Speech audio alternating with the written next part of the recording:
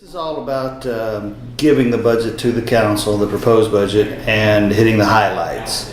It's the meeting before the meeting. It's the real meeting is next week, but this is our chance to present it to them and, like I said, hit the high points. The next meeting will be very thorough. It's almost, we call it line by line. I don't know. Yeah, that's the line by line meeting where they go through department by department and make changes as they need.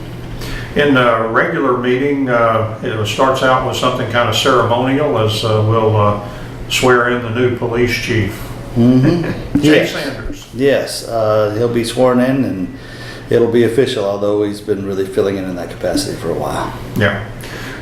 There's something about a silver coin, but that may be kind of a surprise. It's level G5 classified.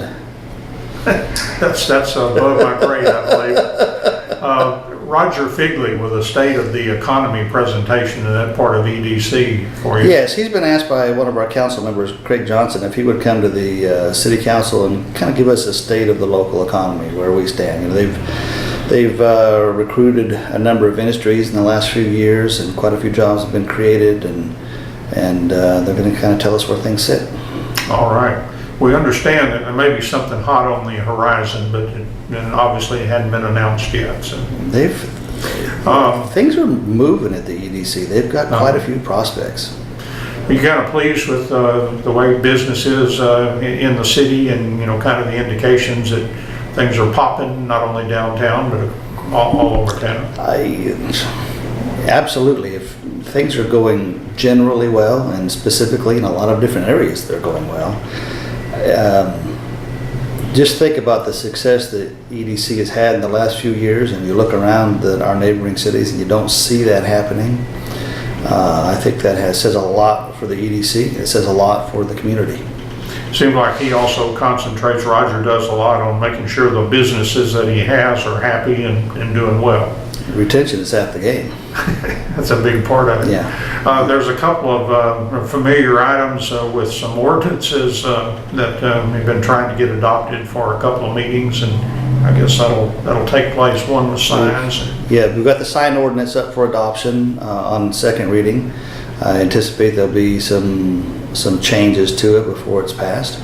And we've also got the property maintenance code that's up for adoption on its second reading as well. And those are a couple that'll give you some, especially the maintenance will give the city some tools they haven't had before.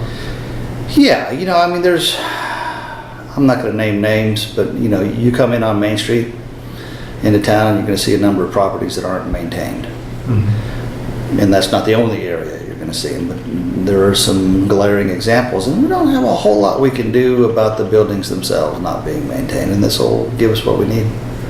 All right. There's an enterprise zone for Saputo. How does that all work for you? That's probably a question best directed at Roger Figley. That's okay. His item. Oh, okay. I can tell you they're going to do an expansion at the plant, and they need an enterprise zone to get some incentives from the state, and we'll be happy to create the zone for them. If you want more detail than that, you need to talk to Roger. All right.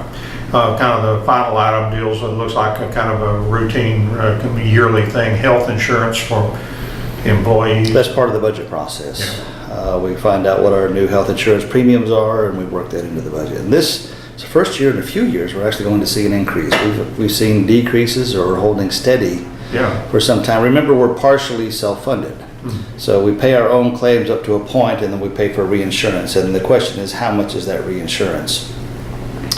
And we've had very good claims experience for several years and held the same, or like I said, even had a couple of years where the rates reduced.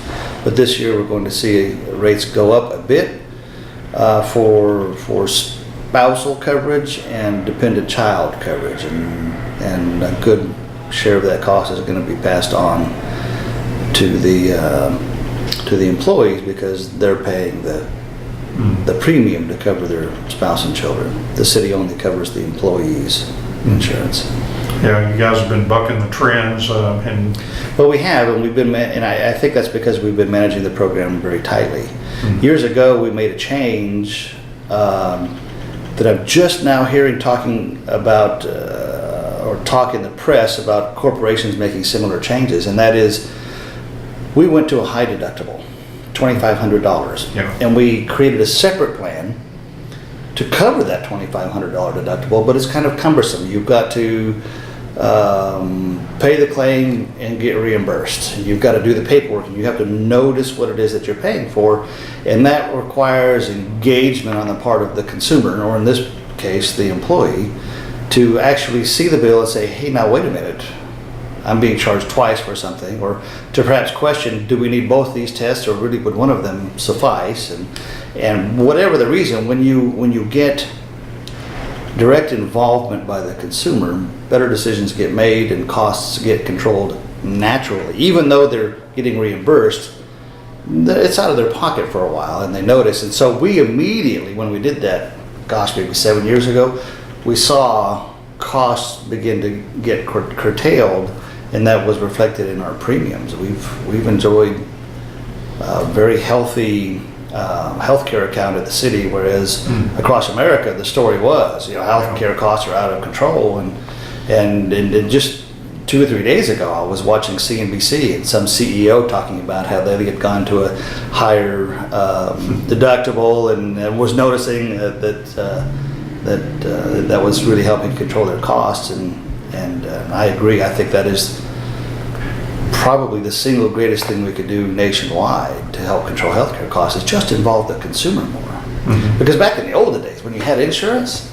and it was covering everything, and you had a little $20 pay at the doctor, people didn't even open their statements, their explanation of benefits or bills from the doctor or anything. They just go in the trash because they knew, healthcare insurance is handling that. Mm-hmm. But now they have to get involved, and I think that will make a huge difference.